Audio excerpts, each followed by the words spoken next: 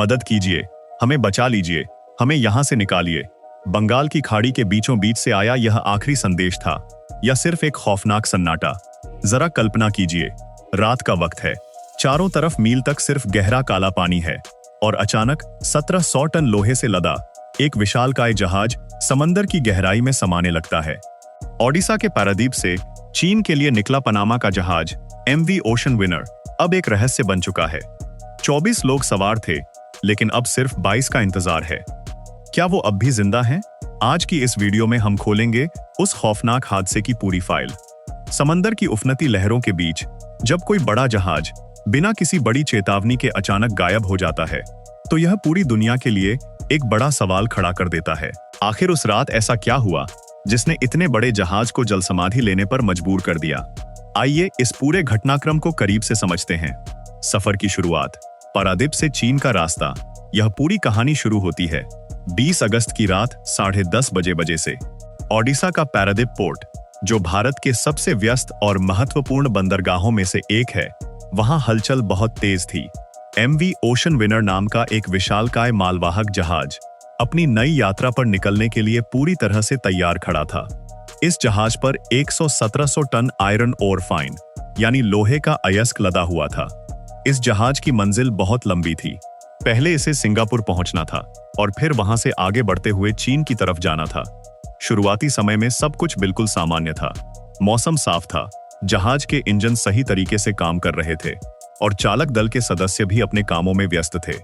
जहाज धीरे धीरे बंदरगाह से बाहर निकला और गहरे समंदर की तरफ बढ़ने लगा। किसी को भी इस बात का अंदाजा नहीं था कि यह सफर इस जहाज का आखिरी सफर साबित होने वाला है। अचानक रडार से गायब।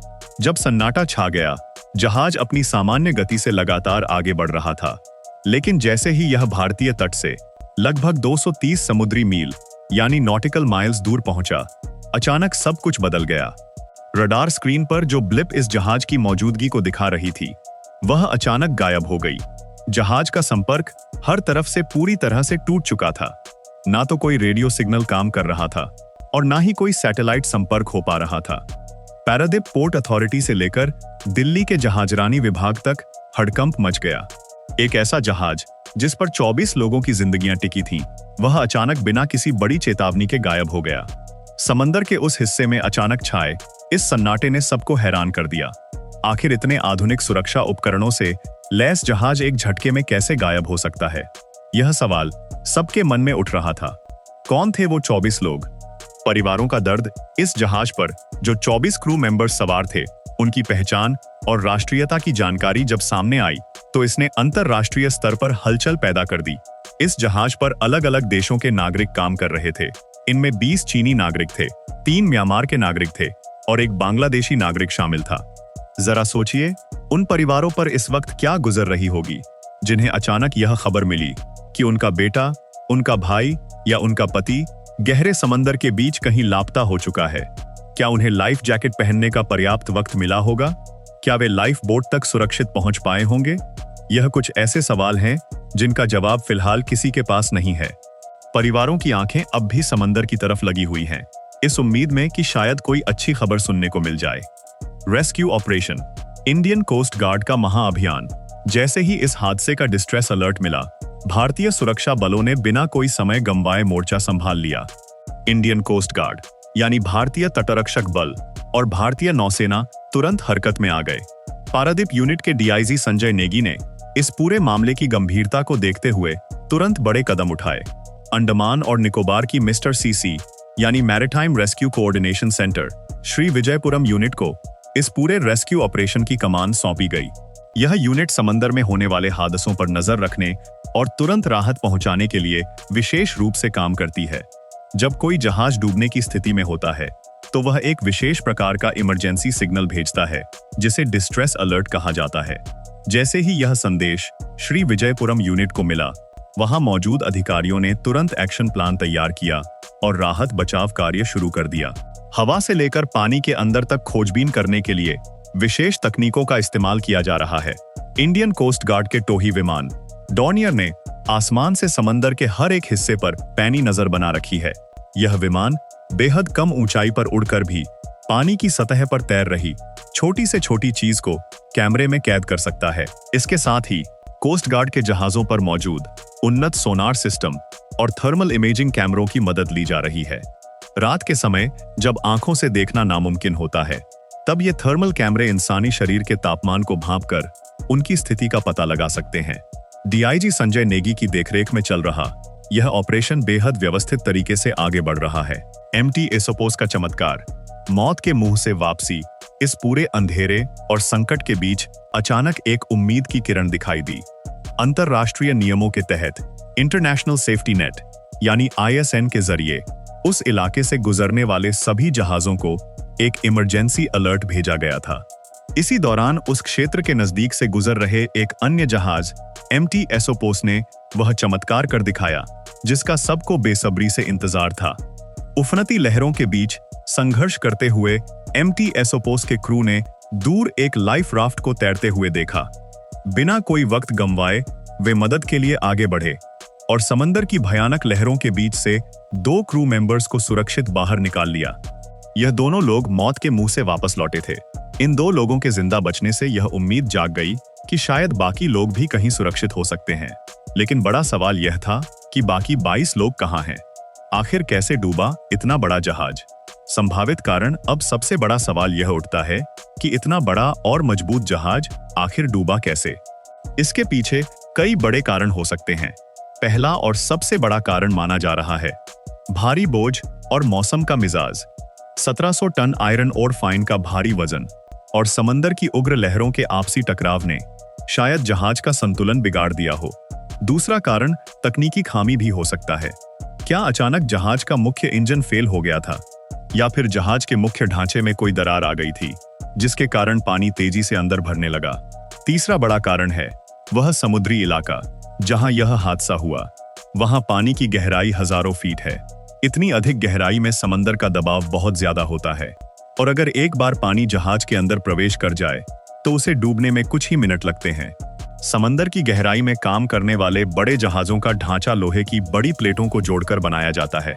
जब कोई जहाज 1700 टन जितना भारी वजन लेकर चलता है तो उसके ऊपर पानी का दबाव और भी बढ़ जाता है। अगर यात्रा के दौरान अचानक मौसम खराब हो जाए और बड़ी बड़ी लहरें जहाज से टकराने लगें तो जहाज के ढांचे पर बहुत बड़ा तनाव पैदा होता है जिसे स्ट्रक्चरल स्ट्रेस कहा जाता है। अगर जहाज के किसी भी हिस्से में थोड़ी सी भी तकनीकी खामी हो या इंजन अचानक काम करना बंद कर दे तो जहाज बेकाबू हो जाता है। इंजन बंद होने का मतलब है कि जहाज लहरों के साथ खुद को संभाल नहीं पाएगा और पानी के थपेड़े उसे आसानी से पलट सकते हैं। समुद्री विशेषज्ञों के अनुसार जब जहाजों पर आयरन ओर फाइन यानी बारीक पिसा हुआ लोहा लादा जाता है तो एक बड़ा खतरा हमेशा बना रहता है जिसे कार्गो लिक्विफैक्शन कहा जाता है। समंदर की लहरों के लगातार झटकों और नमी के कारण यह सूखा दिखने वाला लोहे का अयस्क धीरे धीरे कीचड़ या तरल रूप में बदलने लगता है। जब यह तरल रूप में आ जाता है तो जहाज के हिलने डुलने के साथ यह भारी वजन भी एक तरफ खिसक जाता है। इससे जहाज का संतुलन पूरी तरह बिगड़ जाता है और जहाज अचानक एक तरफ झुककर डूब जाता है। क्या एमवी ओशन विनर के साथ भी ऐसा ही कुछ हुआ था? क्या लगातार हो रही हलचल ने उस 1700 टन लोहे को एक तरफ धकेल दिया था? इस बात की सटीक जांच अभी की जा रही है। जहाज की स्थिरता यानी स्टेबिलिटी को समझने के लिए हमें भौतिकी के कुछ बुनियादी नियमों को समझना होगा। जब कोई जहाज समंदर में चलता है तो उसका एक सेंटर ऑफ ग्रेविटी होता है जो उसे सीधा खड़ा रखता है। लेकिन जब 1700 टन लोहे का अयस्क गीला होकर कीचड़ बन जाता है तो वह लहरों के थपेड़ों के साथ जहाज के एक हिस्से में जमा हो जाता है। इसे फ्री सरफेस इफेक्ट भी कहा जाता है। इसके कारण सेंटर ऑफ ग्रेविटी अचानक खिसक जाता है और जहाज को सीधा रखने वाली ताकत खत्म हो जाती है। ऐसे में अगर कोई बड़ी लहर जहाज से टकराती है तो जहाज बिना संभलने का मौका दिए सीधे पानी में समा जाता है। कई समुद्री विशेषज्ञों का मानना है कि एमवी ओशन विनर के अचानक रडार से गायब होने के पीछे यही मुख्य कारण हो सकता है, क्योंकि सामान्य परिस्थितियों में इतने बड़े जहाज को डूबने में कई घंटे लगते हैं, लेकिन यहाँ चालक दल को चेतावनी देने का भी मौका नहीं मिला। लापता 22 क्रू मेंबर्स की तलाश के लिए इंडियन कोस्ट गार्ड ने अपने 3 सबसे आधुनिक जहाजों को सरफेस सर्च के लिए तैनात कर दिया है। इसके साथ ही हवा से निगरानी रखने के लिए टोही विमानों और हेलीकॉप्टरों की मदद भी ली जा रही है। लेकिन इस सर्च ऑपरेशन के सामने चुनौतियां बहुत बड़ी हैं। बंगाल की खाड़ी का यह हिस्सा अपनी तेज धाराओं और अप्रत्याशित मौसम के लिए जाना जाता है। पानी के नीचे का बहाव इतना तेज होता है कि कोई भी चीज कुछ ही घंटों में मीलों दूर बह सकती है। इसके अलावा हजारों फीट गहरे पानी में जहाज के मलबे का पता लगाना लगभग नामुमकिन जैसा काम है। हालांकि रिपोर्ट्स कहती हैं कि क्रू मेंबर्स लाइफ जैकेट पहनकर पानी में कूदे थे। अगर वे किसी तरह लाइफ बोट्स या लाइफ रैफ्ट्स पर सुरक्षित पहुंचने में कामयाब रहे होंगे तो उनकी जान बचने की उम्मीद अब भी बनी हुई है। इस बड़े रेस्क्यू ऑपरेशन ने एक बार फिर दुनिया के सामने यह स्पष्ट कर दिया है कि भारत सिर्फ अपनी समुद्री सीमाओं की रक्षा नहीं करता, बल्कि पूरे हिंद महासागर क्षेत्र में एक जिम्मेदार नेट सिक्योरिटी प्रोवाइडर की भूमिका निभाता है। संकट की इस घड़ी में भारतीय तटरक्षक बल और नौसेना ने जिस तेजी और संवेदनशीलता के साथ काम किया है, उसकी हर जगह सराहना हो रही है।